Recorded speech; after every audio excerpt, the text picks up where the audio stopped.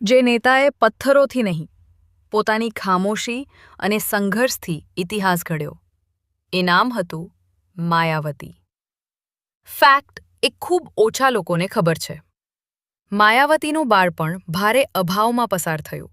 દિલ્હીની સાંકડી ગલીઓમાં ઉછરેલી માયાવતીએ ગરીબીને ક્યારેય કમજોરી બનવા દીધી નહીં, પરંતુ તેને આત્મસન્માનની ઢાલ બનાવી. ફેક્ટ 2. રાજકારણમાં આવતા પહેલા તેઓ શિક્ષિકા હતા. વર્ગખંડમાં ભણાવતા ભણાવતા જ તેમને સમજાયું કે બદલાવ માત્ર પુસ્તકોમાંથી નહીં, પરંતુ વ્યવસ્થાને પડકારવાથી આવે છે. ફેક્ટ 3. માયાવતીએ પોતાના રાજકીય જીવનમાં ભાવુક ભાષણોથી વધુ મૌન અને નિર્ણયોનું શસ્ત્ર બનાવ્યું.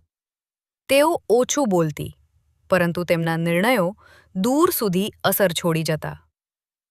ફેક્ટ 4.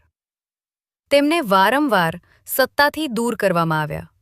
ટીકા થઈ, વ્યંગ થયો, છતાં તેમણે ક્યારેય પોતાની ઓળખ કોઈ બીજા નામ સાથે જોડવા દીધી નહીં. ફેક્ટ 5.